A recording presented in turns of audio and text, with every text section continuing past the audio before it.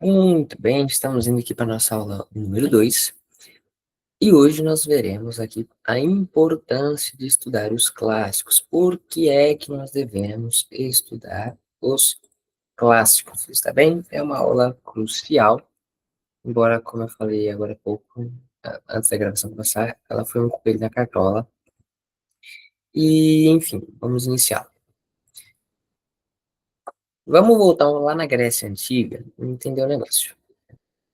A Grécia não era como hoje o Brasil, por exemplo, que é um território governado por um sistema de governo. A Grécia era um território composto por várias cidades-estado. O que é uma cidade-estado? É uma cidade que tem seu próprio governo, sua própria religião, sua própria autoria nas coisas, enfim. Uma coisa é influência, por exemplo, as duas cidades-estado mais destacadas na Grécia era Atenas e Esparta. Então, elas influenciavam as restantes em hábitos, cultura e afins. Mas cada cidade-estado tinha o seu governo, tá bom? Vamos começar nisso. Atenas, ela tinha uma cultura mais firmada na filosofia, no comércio, diplomacia, enfim. E Esparta, ela tinha uma cultura muito bélica, muito militar. Exemplo, em Esparta, se um bebê nascesse com alguma doença crônica ou alguma deformação física, se desculpa eu ficar abanando esses músculos o tempo todo, é que tá muito quente. Eu troquei de escritório, o sem ar-condicionado, o ventilador não posso ligar porque faz barulho, então tá muito quente aqui. Ignora, enfim. Esses bebês em Esparta, quando eles nasciam com alguma deformidade física, alguma doença crônica, alguma coisa assim, eles simplesmente pegavam a criança e tacavam no abismo. Porque, segundo eles, não era permitido que em Esparta houvessem crianças fracas, homens fracos. E a educação ateniense, ela tinha três etapas principais. A criança, ela ia para o ginásio, onde ela treinava o corpo, fazia exercício físico, e com isso treinava sua resistência mental, a importância da fortaleza, da virilidade, etc. Depois ela ia estudar gramática e afins, então, por exemplo, gramática, retórica, arte de falar bem, enfim, tudo que envolve gramática. E por fim, a música literária. Por que música literária? Porque os livros, os teatros na Grécia Antiga, eles eram cantados. Então, você tinha lá a harpa, né? A harpa que a gente vê em filme, em desenhos, anjinhos com a harpa e tal. Esse professor ensinava aos alunos a música através dos livros e vice-versa. Mas tem um pequeno porém que é muito interessante, que não havia o conceito de escola na Grécia.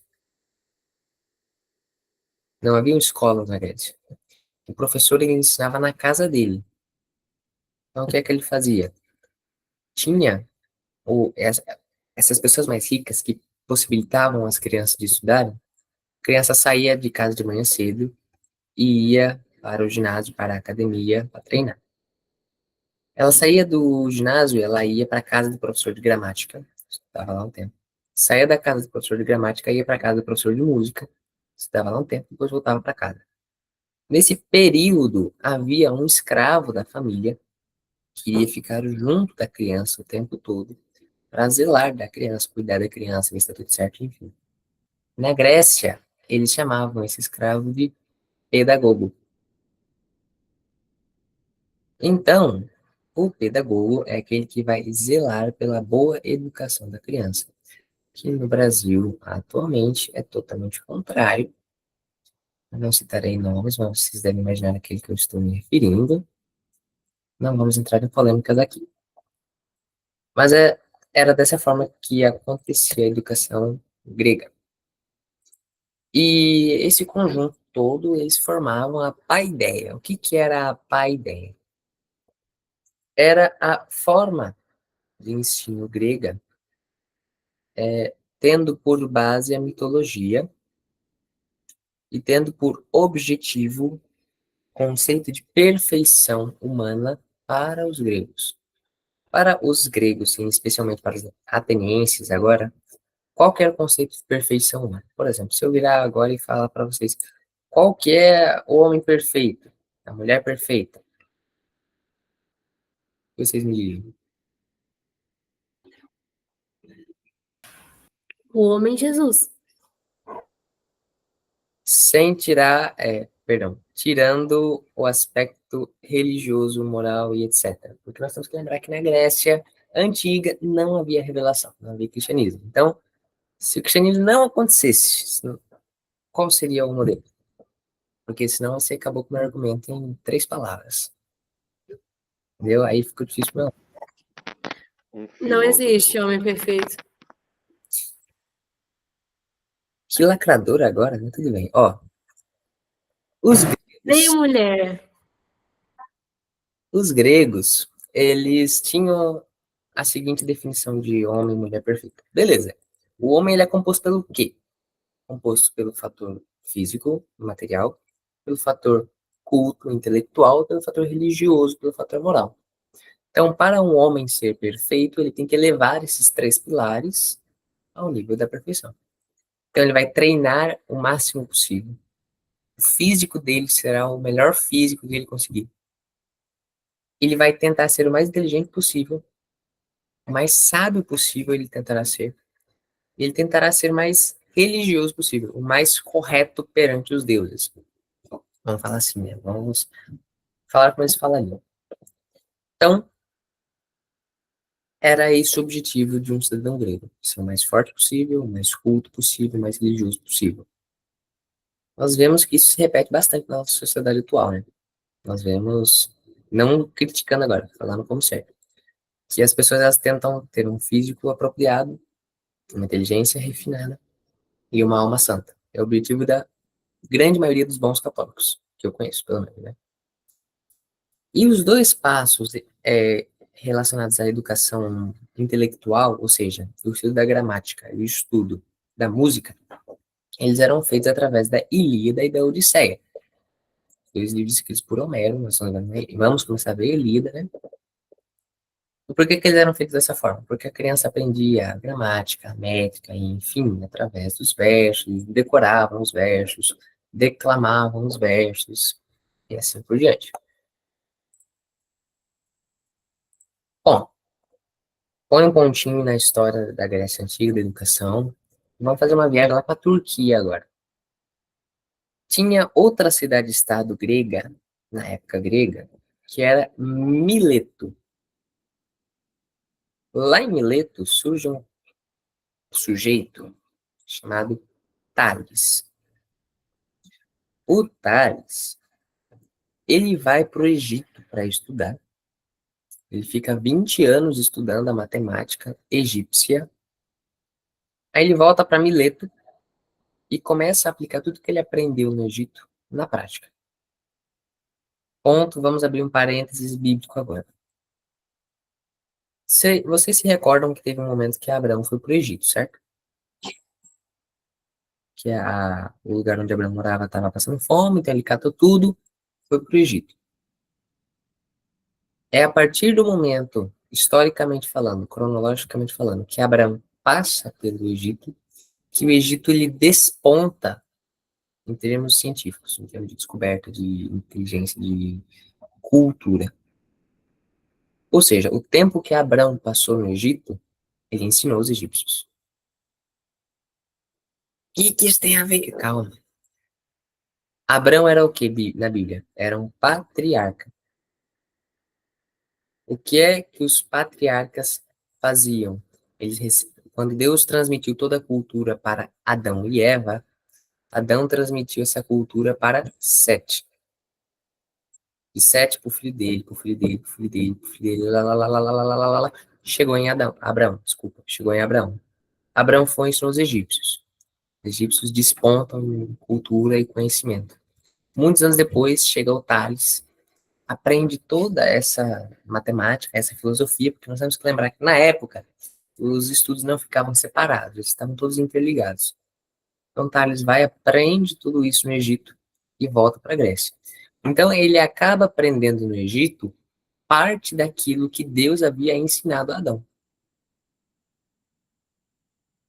E quando ele volta para a Grécia, ele começa a aplicar tudo isso na prática, ele começa a pensar.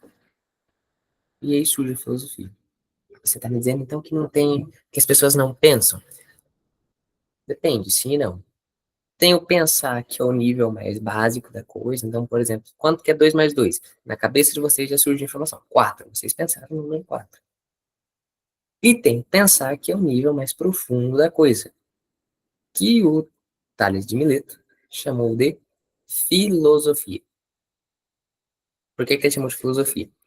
Em grego, philos significa amizade.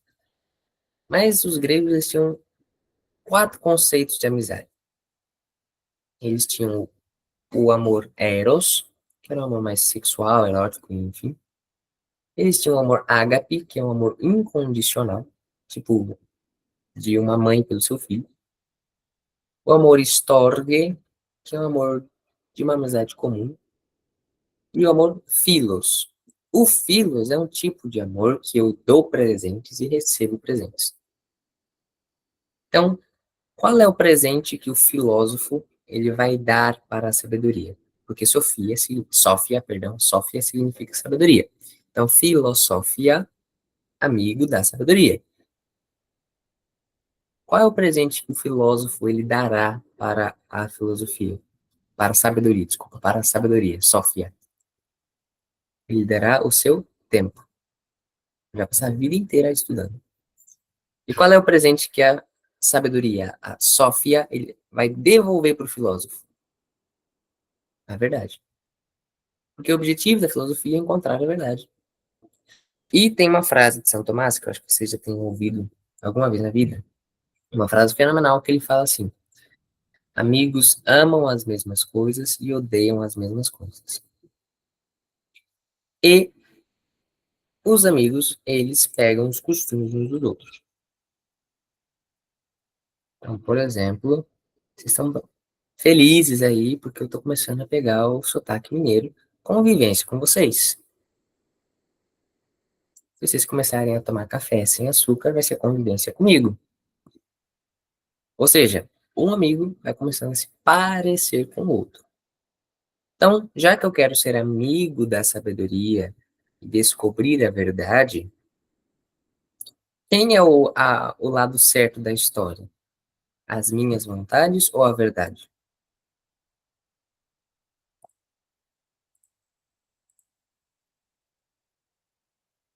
A verdade. Então, não é a verdade que se aplica a mim. Ou seja, não é a verdade que muda conforme eu quero. Sou eu que mudo conforme a verdade. Porque nós temos a possibilidade de estarmos enganados, não é? Então, por exemplo, tô fazendo um bolo, eu acho que se passaram 10 minutos, mas na verdade se passaram 15, e aí o bolo queima, porque ficou 5 minutos a mais. O que aconteceu ali? Se eu disser, não, foram 10 minutos, mas cara, o relógio, se passaram 15. Não, o relógio tá errado, se passaram 10 minutos, mas cara, o bolo queimou.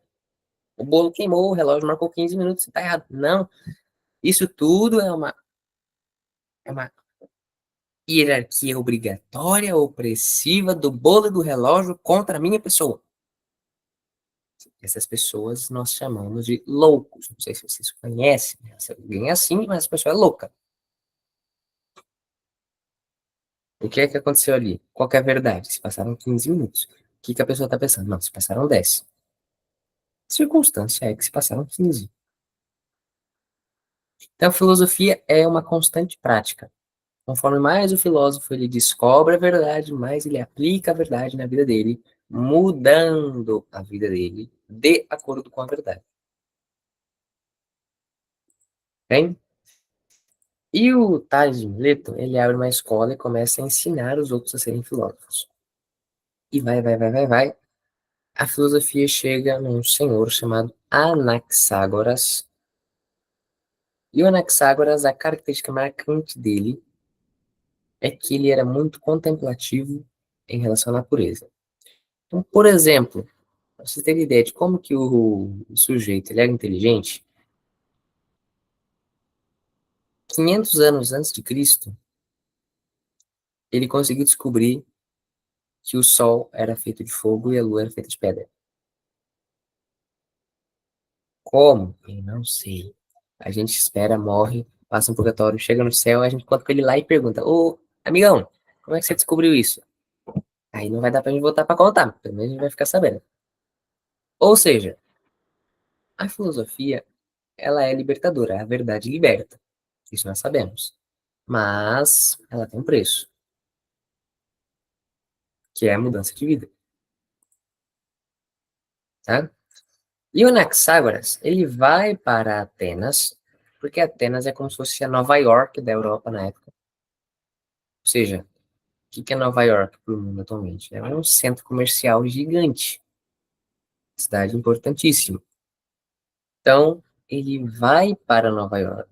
Meu Deus, ele vai para Atenas e em Atenas ele passa a propagar, a ensinar a filosofia. Contudo, entretanto, todavia, a sociedade ateniense ela estava corrompida moralmente. Por quê? Porque a sociedade ateniense estava dominada pela razão subjetiva. O que é a razão subjetiva? O que é filosofia? Que eu falei para vocês agora. É eu encontrar a verdade e aplicar a verdade na minha vida, mudando a minha vida e não mudando a verdade. Certo? Aí, capítulo, entenderam? Filosofia é isso. Eu busco a verdade, encontrei a verdade, aplico a verdade na minha vida, mudando a minha vida de acordo com a verdade. Então, por exemplo, eu descubro a verdade que roubar, além de ser um crime, é um pecado grave. Descobri isso aí. Agora, isso vai exigir uma escolha. Ou eu vou continuar roubando, ou eu vou parar de roubar. Se eu olho e falo assim, não, cara, isso é verdade, é errado, eu vou parar. Maravilha, cara, tu evoluiu um pouquinho mais. Você pegou a verdade, roubar é errado, e aplicou na tua vida. Você foi um pouquinho filósofo agora.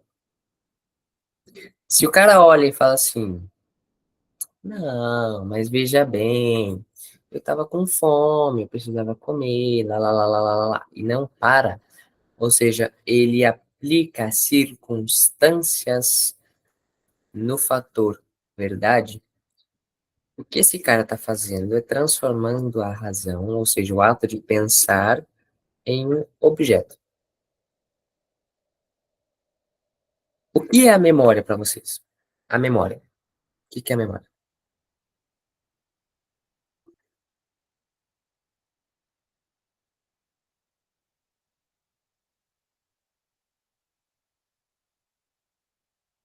Sejam sinceros, gente. O Enzo sabe a resposta. Eu tô aqui na câmera, vocês estão me vendo, mas eu não consigo morder vocês, pegar vocês. Então, sem medo, gente. Que isso? Enzo, o que é Memória. memória, Enzo? Vamos lá, tá? População, Vox Populi, Vox Dei. Voz do povo é voz de Deus. Enzo, e aí? O que é a memória? O Enzo vai matar o Davi depois. Acho, acho que o Enzo não tá me ouvindo. Às vezes ele tenta me matar, mas ele não consegue. A memória, para muita gente, e para mim por muito tempo, é aquela descrição clássica. A memória é uma dispensa onde você vai guardando seus conhecimentos. Certo? Isso é uma distorção da realidade de um tamanho tal que chega a ser demoníaco. Por quê? O que é uma dispensa? É um lugar onde eu guardo as coisas, ignoro a existência delas e só volto para pegá-las quando elas são úteis, não é? A caixa de ferramentas está lá na dispensa. Eu ignoro a existência dela.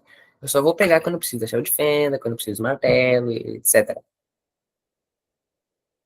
Ou seja, eu guardar um conhecimento como se ele fosse uma ferramenta e falar assim, quando eu precisar, eu pego.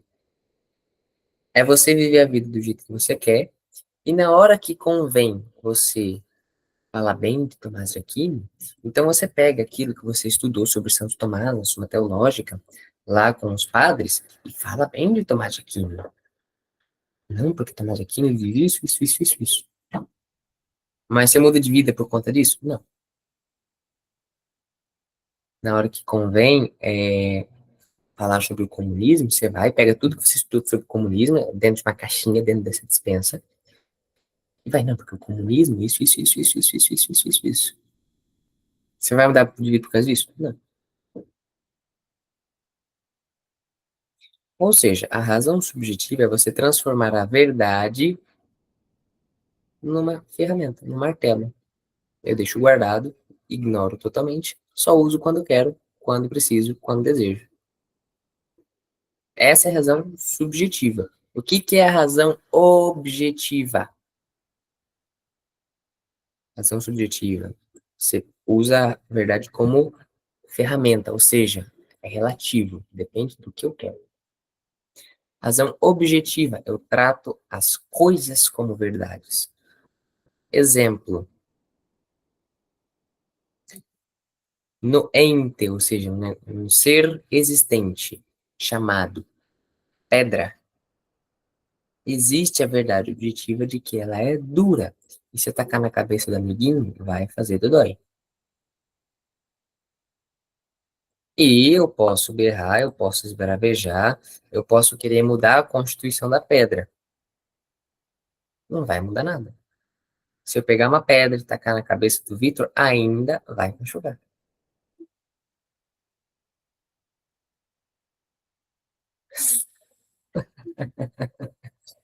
Boa noite, Vitor. Salve Maria. Se eu pegar o fator que todo bebê no ventre da mãe é uma pessoa, é um ser vivo, é uma verdade isso. Eu posso berrar, eu posso esbravejar, eu posso fazer o que for, posso matar essa criança, posso dar um fim nela. Posso mandar ela para a lua, posso mandar ela para onde for. Isso não vai mudar o fato de que ela é uma pessoa.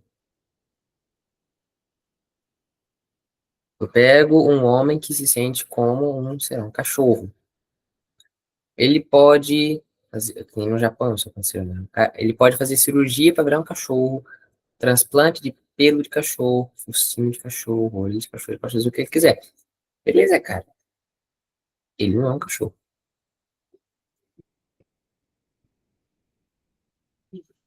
A pessoa ela pode se sentir como do gênero, sexo biológico oposto. Isso não altera em nada. Ela não deixa de ser aquilo que ela é. Ou seja, as verdades contidas nas coisas é que moldam a minha vida, e não a minha vida que molda a verdade. Então, como eu sei que pedras, se tacar na cabeça de alguém, vai machucar, eu não taco pedras nas pessoas. Como eu sei que crianças, bebês, são pessoas, então eu não mato bebês. Como eu sei que pessoas com déficit mental, cognitivo, que pensam que são ABC, quando na verdade elas são aquilo que são, eu não posso chamar ela de cachorro, de homem, de mulher, porque ela se sente assim porque ela não é. E aos pouquinhos eu vou melhorando a minha vida. Então, a sociedade ateniense, ela estava dominada por essa razão subjetiva que diz que as coisas moldam a verdade, e não a verdade que molda as coisas. Tem um diálogo clássico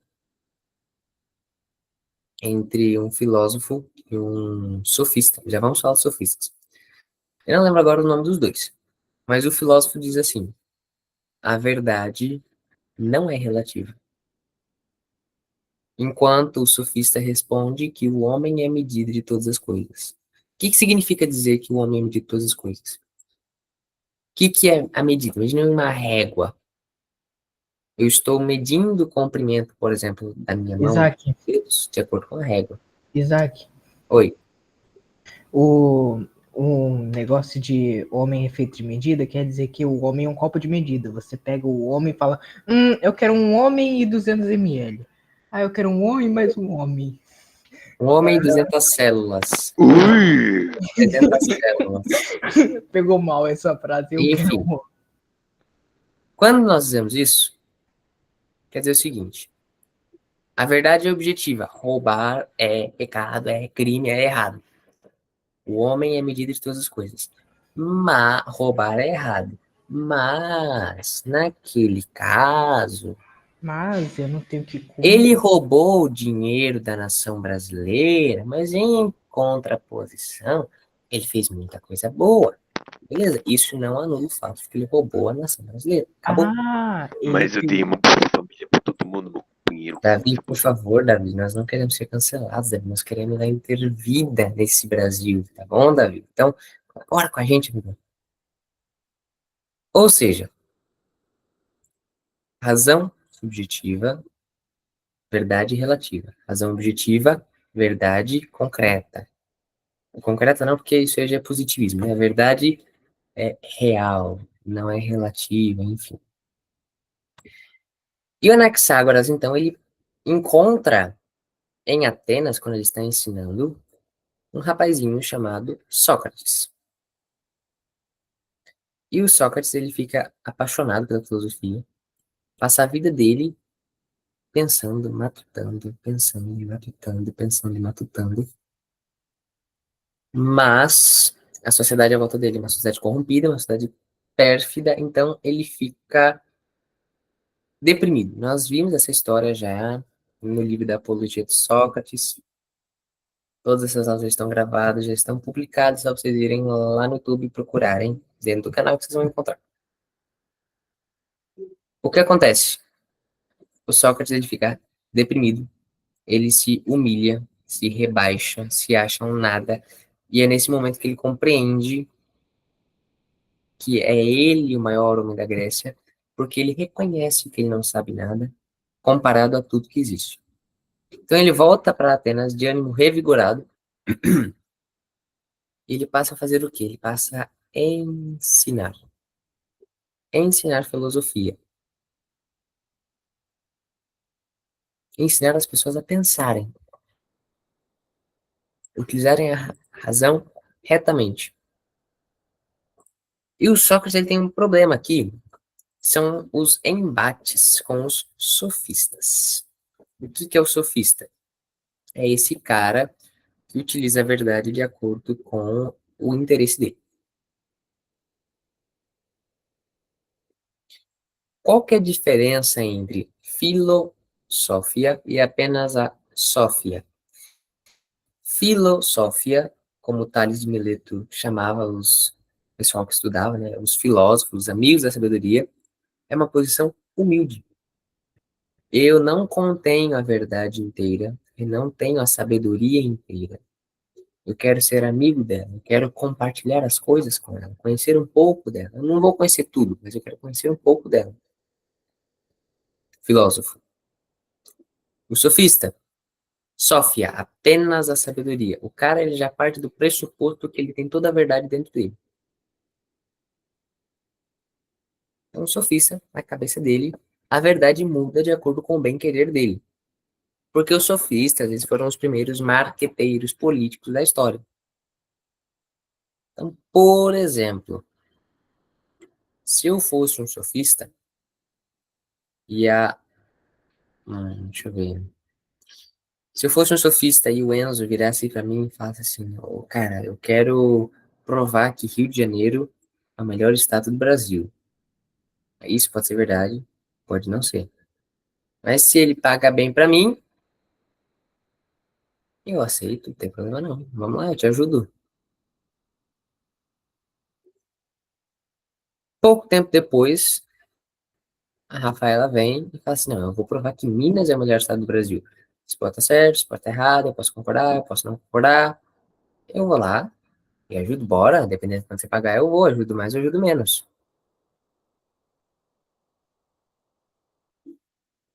Aí, a Ellen pode ir lá e querer provar que o estado de São Paulo é o melhor estado do Brasil. Posso concordar, eu posso não concordar. Ela pagando mais, ela pagando menos, eu ajudo mais, eu ajudo menos. Ou seja, não há uma verdade absoluta. Há uma verdade de acordo com aquilo que eu preferir. Então, o que é que o Sócrates faz?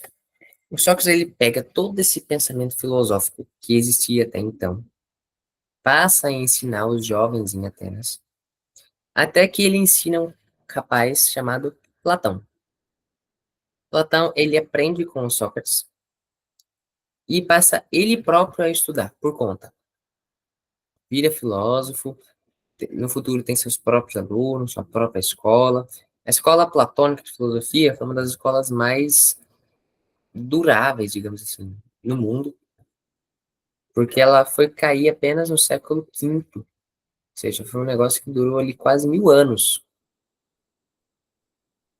E o Platão, ele pega o pensamento de Platão, ele aprimora o pensamento, Platão pega o pensamento de Sócrates, desculpa, aprimora e transmite para Aristóteles, aluno dele.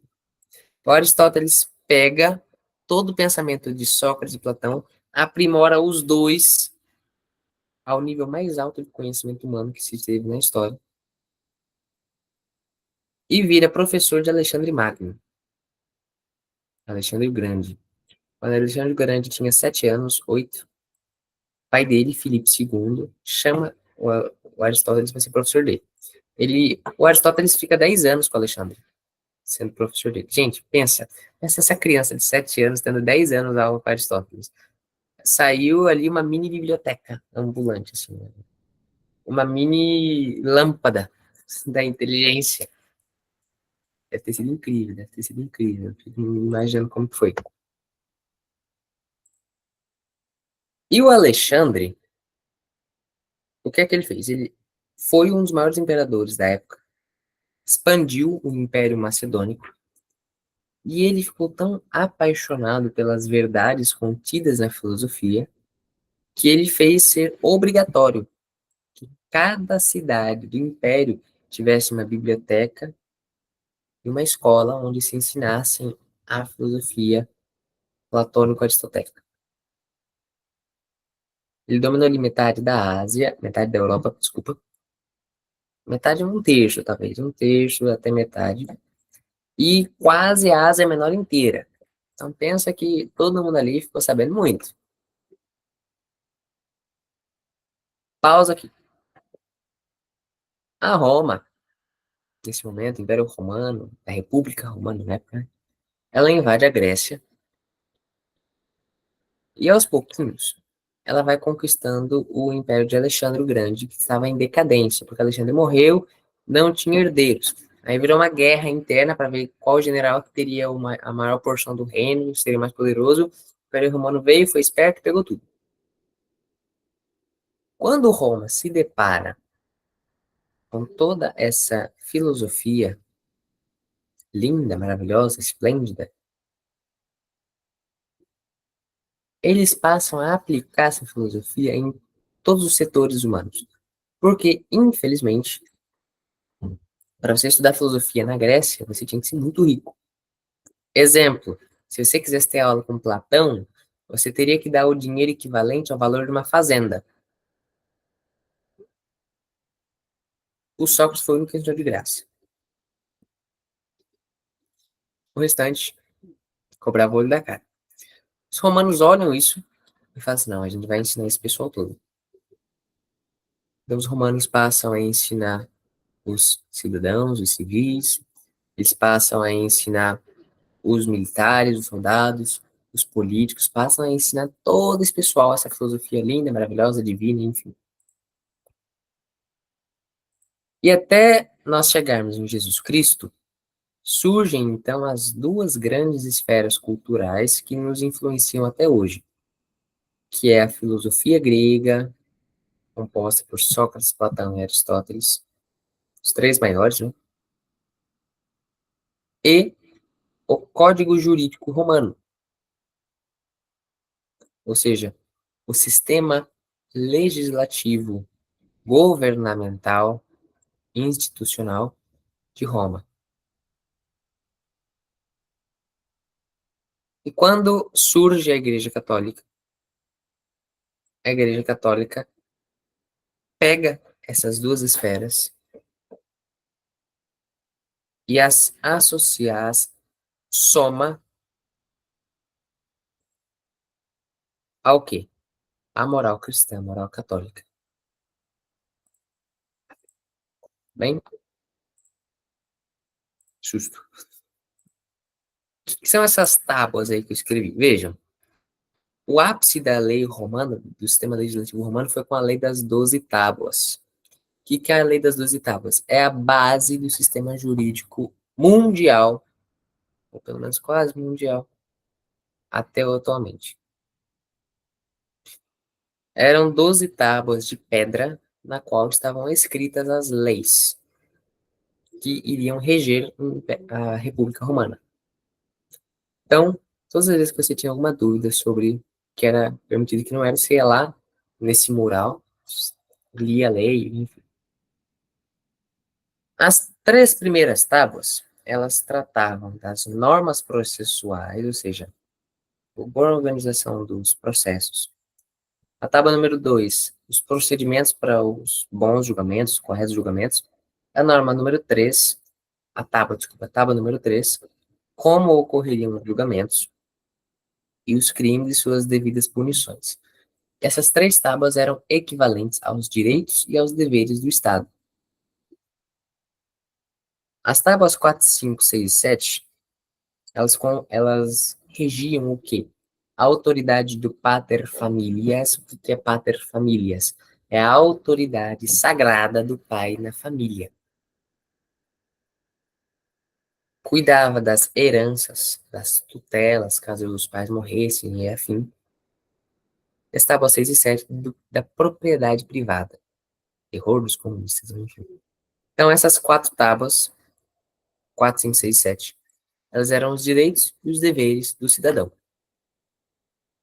As tábuas 8 e 9 zelavam da relação harmônica entre o Estado e o cidadão. Ou seja, a tábua 8 é a boa conduta do cidadão e a tábua 9 é a boa conduta do Estado. A tábua número 10 era os deveres para com os mortos, ou seja, a honra ao passado. Honrar o passado. Os antepassados mortos, sim, mas a tradição do passado. Deixa eu falar, Enzo.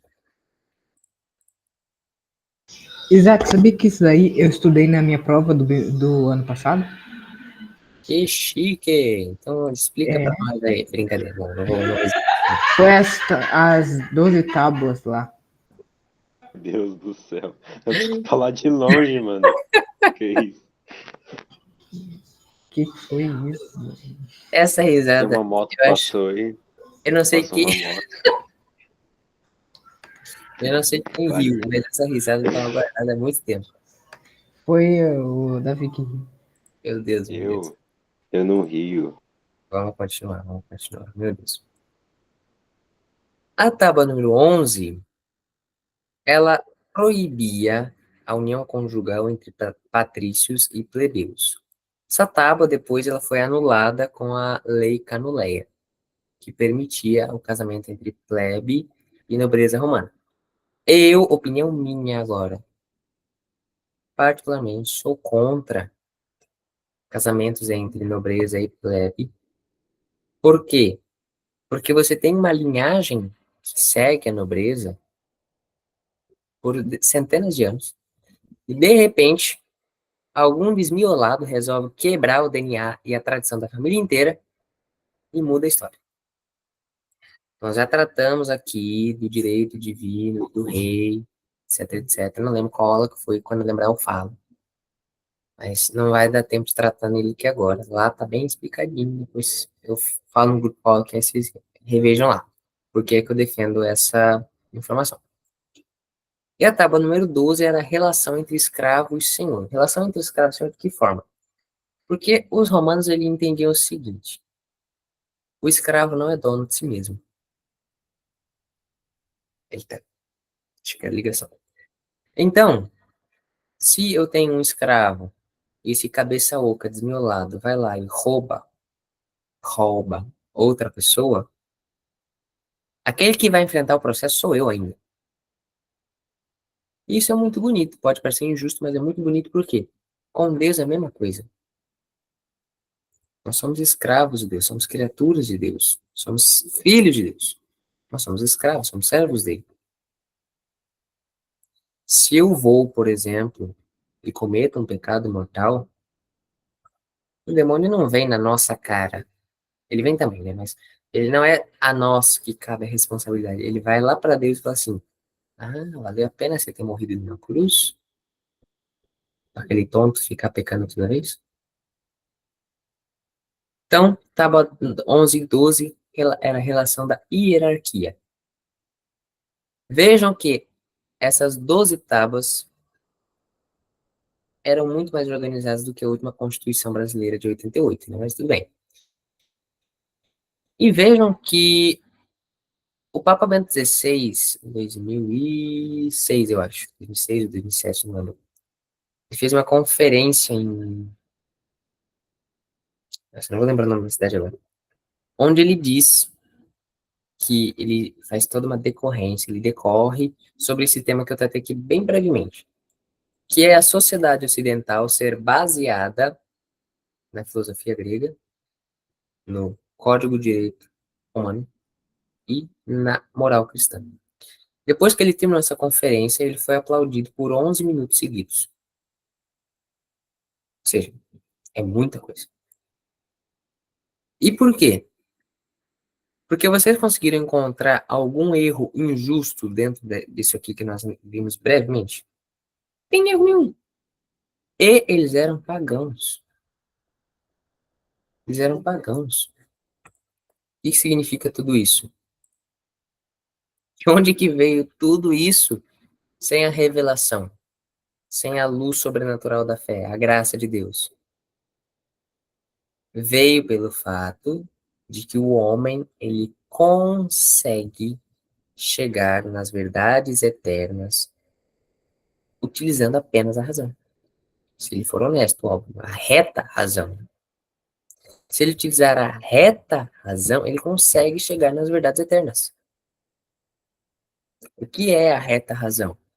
É esse sujeito ser boa pinta, ou seja, ele estuda pra caramba, mas ele tem uma boa moral, ele é boa fé, ele tem virtudes. Aristóteles viveu 300 anos antes de Jesus Cristo. E, no entanto, tem muita coisa que Aristóteles fala que 1000 anos depois, 1400 anos depois, quase 1500, Santo Tomás de Aquino diria e explicaria que eram perfeitamente católicas. Como é que nós chegamos nessa conclusão? Ele era um sujeito honesto e soube pensar utilizando a reta razão. E todas essas pessoas que eu citei estudaram os clássicos.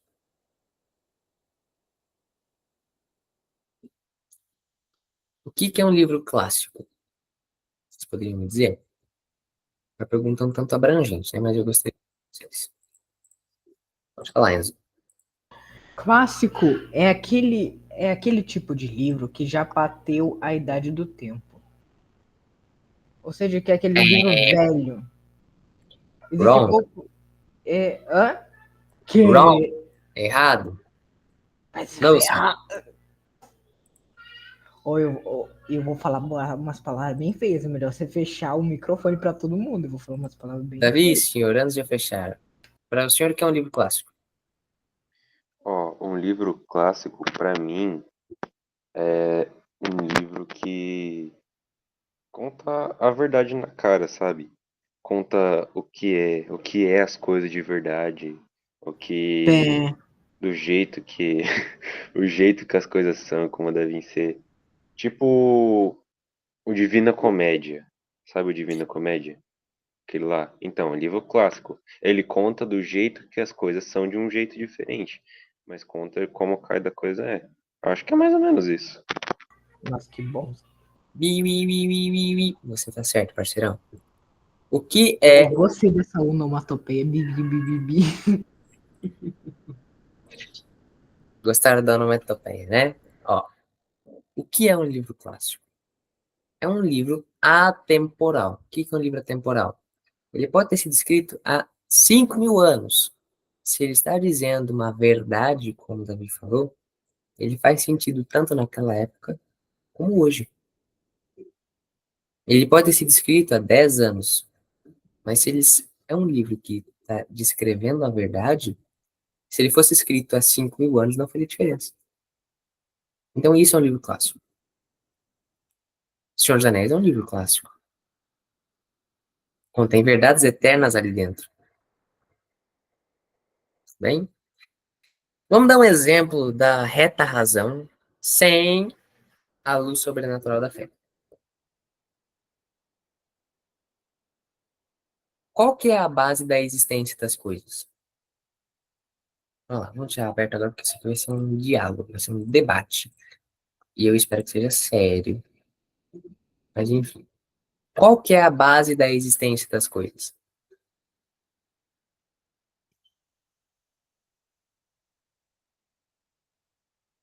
A vida. Beleza, mas a pedra, ela existe, mas ela não tem vida. Mas ela só existe porque. Não, pera, errei o raciocínio. Eu sei, é uma pergunta que parece simples, né? Qual que é a base da existência? Mas quando você para pensar, realmente é difícil. Essa perguntinha, ela assolou a mente de um filósofo pré-socrático, ou seja, que veio antes de Sócrates, chamado Parmênides. E o Parmênides, ele ficou se perguntando assim, beleza, o homem e a mulher, eles existem. A planta também existe. Então, por exemplo, o fator que determina a existência não é 2 braços e 2 pernas, porque a planta não tem 2 braços e 2 pernas e ela existe também. Então, beleza, não é algo físico. Não é algo físico. Porque se fosse físico, tudo teria que ser igual. Beleza, não é algo físico. Mas e a pedra, que só tem o físico? Que o Parmênides chega à conclusão? Tem toda uma linha de desenvolvimento bem longa, mas nós vamos chegar só no final. O Parmênides chega à conclusão. Acho que o Victor quer cortar meu barato. Pode falar, Victor. Isso se dá quer dizer, você vai falar ainda, né? Mas só para poder ver se dá para comentar alguma coisa sobre. Isso se dá por conta da existência de um ser que gera a vida, ou que é possível que a vida Eu não, ocorra. cons- eu não consegui entender o início da frase. O som tá meio. Parece que tá debaixo de um aquário. Esse meu microfone é meio zoado mesmo. Eu Prossiga. falo. Porque, igual, por exemplo, em relação a Santo Tomás, fala em relação ao movimento. E o movimento ele se dá a partir de um motor que é imóvel, que é Deus. Sim, Então, meio que a vida, ou melhor, a própria existência é a própria existência de um movimento. Então, enquanto há movimento, há existência. sim. E a vida é a mesma coisa. Vejam que o motor imóvel, ou seja, há necessidade de existir um movimento para que exista a existência. Então, beleza, Vitor, nós católicos sabemos que a base da existência é Deus. Pantocrator, ele criou tudo e sustenta tudo na existência. Mas aqueles caras lá não eram católicos, não sabiam de nada disso. Como é que nós vamos chegar nessa conclusão? Parmênides fala o seguinte: olha, é o ser. Todas as coisas, elas são. A pedra, a árvore é árvore, a mulher é mulher, o homem é homem, a pessoa é pessoa, o cachorro é cachorro, o carro é carro, o céu é céu, ou seja, todas as coisas são. Então, aquilo que garante a existência é o ser. Aí ele chegou na outra pergunta: o que é o ser? Bom, já que o ser ele está presente em tudo, ele garante a existência, ele tem que ser eterno. Porque, por exemplo, as pessoas morrem, mas elas não deixaram de existir. Então, ele tinha que estar existindo antes. E tem que continuar existindo depois. Esse ser, ele tem que ser imutável. Por que que ele tem que ser imutável? Porque, pensem o seguinte comigo. Não tem como uma coisa ser e não ser ao mesmo tempo, sob o mesmo aspecto. Então, por exemplo, não tem como a Rafaela ser Rafaela e Rafael ao mesmo tempo. Não dá. Não tem como o Vitor ser Vitor e Vitória ao mesmo tempo. Não dá. Então não tem como uma coisa existir e não existir ao mesmo tempo. As coisas apenas existem. Se elas não podem mudar, elas são imutáveis. Por exemplo, se eu deixar o cabelo crescer, eu vou me tornar uma mulher por causa disso? Não, eu ainda sou homem. Então quer dizer que o aspecto físico ele não importa tanto na questão do ser, da existência. Então o ser ele não pode mudar, ué. Ele não pode mudar, ele tem que ser. Ele é imutável. E ele é uno. Por que uno? Se surgisse um outro Enzo, um outro Davi, seriam. Aí o mundo já não ia mais existir. Até rimou, cara. Seriam duas coisas sob o mesmo aspecto, coexistentes. Isso é impossível. Ah, mas nós temos os gêmeos, mas ainda não é a mesma pessoa, não é a mesma coisa, não é o mesmo ente. Então o ser ele só pode ser uno. Gente, o que que é eterno, imutável e uno?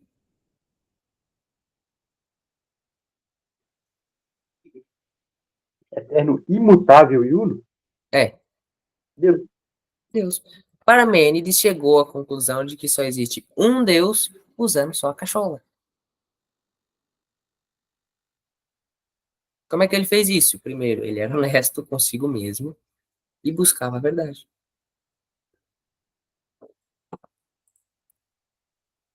E no século V, pessoal, a igreja ela teve uma escolha, uma chance de ouro.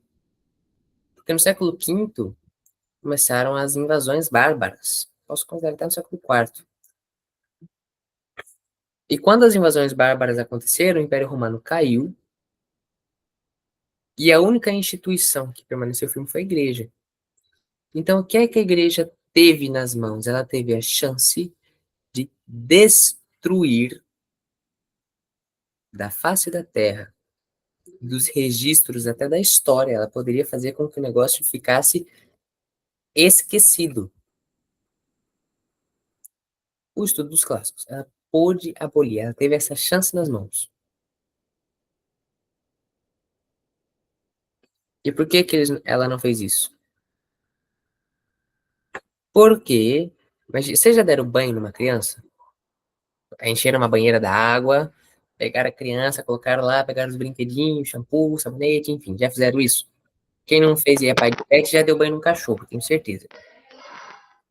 Então, eu já dei banho no meu cachorro, mas se eu fosse dar banho no meu irmão, eu provavelmente ou saía afogado ou sairia precisando tomar outro banho, porque a molhaceira que o menino faz é terrível. Eu sei como é. Enfim, quando a criança terminou o banho, aquela água tá suja, certo? Por mais que às vezes ela pareça limpinha, ela tá suja. Nós temos que tacar aquela água fora, certo? Só que o que é que acontece se eu taco a banheira e a água com a criança junto? Eu tive um prejuízo tremendo, a criança vai morrer. Então o que é que eu tenho que fazer? Eu tenho que separar a criança da água suja e jogar apenas a água. Se eu jogo os clássicos inteiros fora, eu tô jogando verdades eternas fora. Eu tô jogando a criança junto. Então eu tenho que fazer aquilo que São Paulo fez. Examinar tudo, ficar com o que é bom. Ou seja, tem coisas boas nos clássicos que nos ensinam verdades eternas. O que é que eu tenho que fazer? Eu tenho que fazer uma separação. Opa! É verdade eterna que a coragem é uma virtude. Ah, Zeus é corajoso, então eu quero ser corajoso também. Mas eu não posso olhar e falar assim, mas Zeus também é mulherengo, então eu posso ser mulherengo também? Não, cara, aí já tá na água suja. Separa a criança da água. A criança, virtudes de Zeus. A água, os erros de Zeus. Então, você repudia os erros e admira as virtudes. Copia, vive as virtudes presentes ali. Os senhores começaram a ler a Ilíada? Não havia pedido? Com certeza. Que isso? Baniram o Davi? Enzo, que aluno exemplar, Enzo. É, aí, eu sou um negócio exemplar. Aí, até fiquei encabulado. Mau Nós exemplo. podemos, nós podemos ver ali que tem muitos personagens que têm virtudes. Por exemplo, Aquiles, ele é um homem extremamente corajoso, vigoroso, forte, enfim. Mas ele tem alguns erros. Ele é orgulhoso, ele não tem temperança, no sentido de não ter controle sobre sua raiva. Ou seja, eu posso admirar o Aquiles? Posso, as coisas boas. Porque se eu for admirar o Aquiles em tudo o que é Aquiles, eu vou pegar uma espada e sair matando meio mundo que nem Aquiles fez. Às vezes dá vontade, né? Mas assim, somos católicos, temos que perdoar 70 vezes 7, evangelho da semana. E eu também quero ser preso, eu quero ter uma vida pacífica, sem polícia atrás de mim, Então, dentro da então, igreja. Isaac, temos opiniões diferentes. Eu quero matar todo mundo. Bom, ó, o pessoal que é policial e tá vendo isso aqui, é o Enzo que tá pensando isso. Não sou. É o Enzo, não sou eu. Eu nunca disse isso. É Sou o um ótimo Isaac, aluno. ele me disse na DM que E queria matar aí, todo mundo. nós temos que analisar pelo seguinte fato. Ah, não, mas não quero o clássico do mesmo jeito, porque é ruim. Então, beleza, vamos fazer aquilo Eu que falo Jesus, uma palavra bem feia pra eles. aquilo que Jesus Cristo fez e nos mandou. Analisemos a árvore pelos frutos. Tá bom, velho. Nós temos alguns nomes, como São Paulo Apóstolo, São Tomás de Aquino, Hugo de São Vítor, São Boaventura, Santo Edgarda, Carlos Magno, eu vou fazer questão de ler todos, tá bom?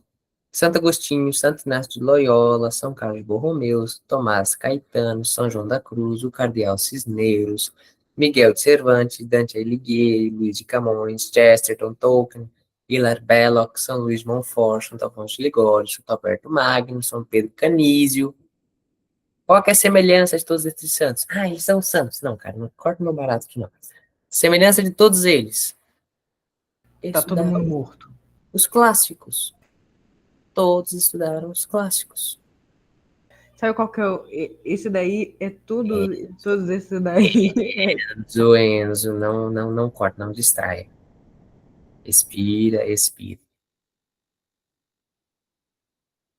Todos esses, ó, só quando eu descobri que Santo Tomás, quando eu era menor, eu descobri que Santo Tomás, ele pegou a filosofia de Aristóteles e os clássicos e elevou ao nível divino.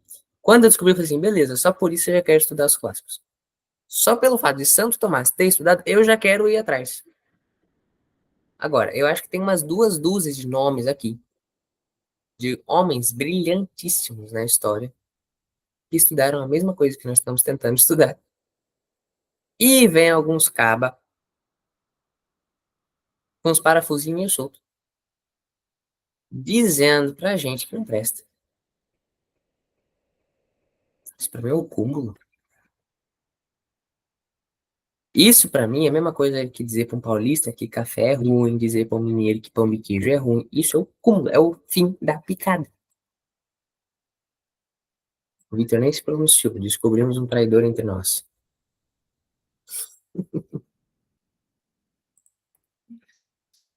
E é certo, pessoal, nós temos que entender que nós tivemos uns dois momentos ali na história, que foi a Renascença e o Iluminismo, que eles perverteram esses clássicos.